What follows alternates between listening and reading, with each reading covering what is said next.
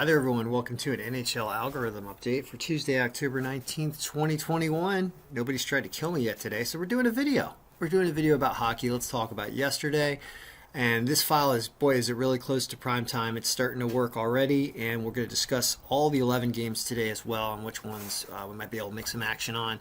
I, of course, not in a state where I can bet, so I'm just doing this for everybody else. If you're interested in subscribing to this algorithm, it's $100, and it'll get you every day. It's going to get you an email all the way through the end of November, and I'm pretty confident it is certainly supplying some intelligence that will be helpful. So, what happened yesterday? 4 games. We went 2-2 yesterday. However, some interesting things that were really nice and predictive. So, the Rangers and Toronto game, we had Toronto, so did the odds makers. We had them winning a game about 3-0. Turns out they lost a low-scoring game 2-1 in overtime to Panarin. So it's a miss, but it's a low-scoring game, and the Rangers managed to pull it off in overtime. So not great, but whatever, okay.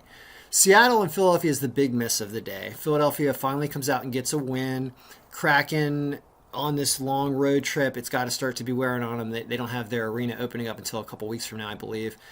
So we had a high-scoring game here. It was a high-scoring game. However, Seattle did not put up any offense really at all. So that's a miss, but a high-scoring game nonetheless. Here's where things start to get good. We have Anaheim and Calgary. Here, the odds makers had Calgary heavily favored. We had Anaheim favored in both this adjusted power strength, which ends up being the margin here. You know, this number minus this number is the margin, or this number minus this number is a negative margin. So we had Anaheim actually as the strongest. Well, they were a little less strong than Toronto, supposedly, but the second strongest game. We had them putting up 5 goals, winning 5-2. They do win, but it's only 3-2. It's a little closer game. Probably because their first game they put up a ton of offense and the algorithm was overestimating their points slightly. But they do win. They came back in the third period to win. So really like to see what the algorithm did there.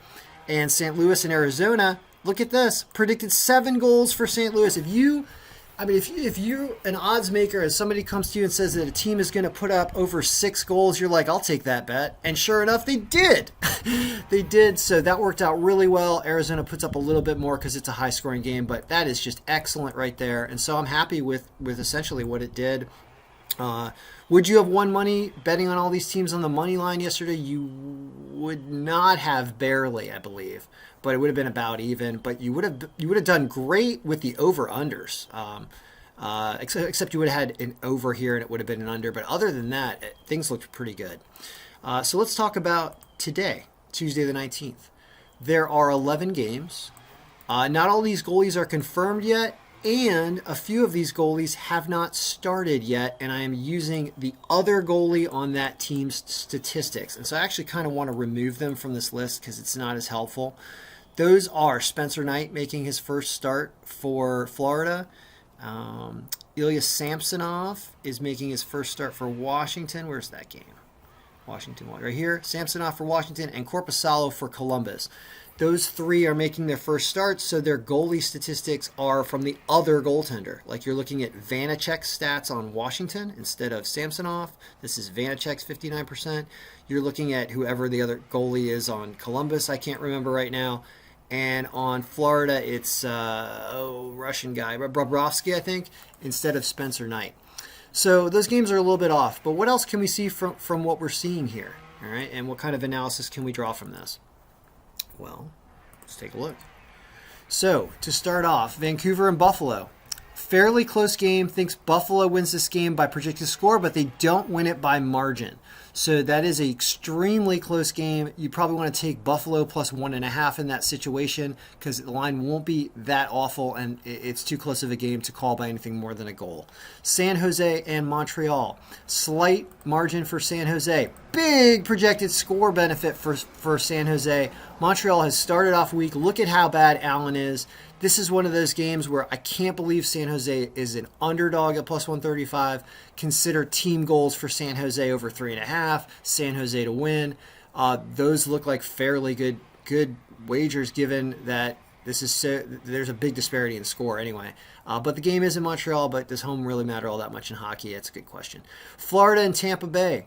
really likes Florida. I believe Kucherov is out indefinitely on Tampa Bay. That is being reflected in the injury report and in the projected score.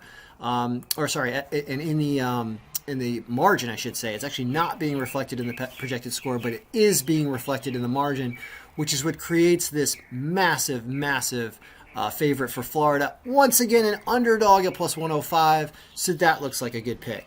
Seattle and New Jersey. Here, I like that it favors New Jersey. Thinks they're going to put up a lot of goals. Seattle, back-to-back games, running on this long road trip as an expansion team. They haven't started out as strong as Vegas did years ago, so I can see why they're minus 143. Dredger going instead of Grubauer tonight, so consider a team over for the Devils is probably a decent pick, given that line is not that good. Dallas and Pittsburgh. Humongous margin for Pittsburgh. I can't believe this is only 125. They're playing great. It says they put up 9 goals. Now, obviously, that's a little distorted given what they have done this season offensively. I think they put up 6 against Tampa Bay. This is just a great line for Pittsburgh. Team over for Pittsburgh. This also good picks. Colorado and Washington. Super close game. Thinks that Colorado could outscore them, but remember we got goaltending problems in that it's not Vanacek, it's Samsonov. So tough call here. I can see why the lines are about even. Probably a stay away game, just a fun one to watch as a Caps fan. Columbus and Detroit. Columbus heavily favored everywhere here and plus 105. I mean, look at these lines. These are fantastic hockey lines for money line picks where we've got the algorithm favoring these away teams. So once again, Korpisalo going instead of their regular goaltender, who is Elvis. Elvis has left the building tonight, and he's not playing, but he is being substituted for by Jonas Korpisalo. So, like I said, a little tougher to play that game given that you have a new goaltender, and this is distorting things a little bit because Elvis has apparently been playing really, really well. So, may want to stay away from that. Detroit also has one. I think they're 1-1 so far, so probably a stay away game. Islanders and Chicago. Both really bad teams right now. Super low margins. Thinks there'll be some goals in this game because the goaltending has been weak. You got Marc-Andre Fleury probably going again. I believe he's had 2 bad starts now. Probably an over in this game, I guess. LA and Nashville. Loves LA. Thinks they put up 8 goals. They're an underdog. They got a nice margin.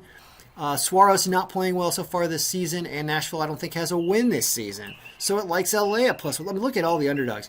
Here we go. Winnipeg and Minnesota. This likes Minnesota more with a stronger margin, but the line is not great. Hellebuyck off to a rough start apparently this season. Minnesota team goals might be the play there. And then good old Anaheim. See here, it does not predict Anaheim wins this game like last night where it had them beating Calgary. Here it has them losing a big game to Edmonton. It's back-to-back games for them. Tougher game to play with these lines, right? Like we're consistent with the odds makers on these lines. Could consider a team over for Edmonton, I guess, but just a tough game all around. So that is a public video for everyone. I mean, a lot of things are going on in the background with what's happening. I'm working on it. I of course would like to continue doing things, and I don't like to be intimidated. So we'll see what happens. But that's the update. If you're interested in this algorithm, I can't guarantee it's going to make you money because guarantees in this field of sports betting and analysis are just something you don't offer because you don't know. But is it going to help you? Are you going to be able to draw logical conclusions from this? The answer is absolutely yes. And I mean, I won't wager without it. I got to take a look at it before I wager or look at the game. So good luck, everyone. May all of your picks be winning. And if you do one thing today, it's one of these games I was talking about. Which one is it? I mean, God, how can you not do this? How can you not take Pittsburgh at minus 125 over Dallas? It even says you can take a minus 1.5. Tristan Jerry we do have stats for that looks like a really good, and I hate the Penguins. That tells you how much I trust the algorithm. I can't stand the Penguins. I'm a Caps fan. But that looks to be one of the biggest picks of the day. A very, very solid pick. All right, good luck, everyone. May your picks be winning.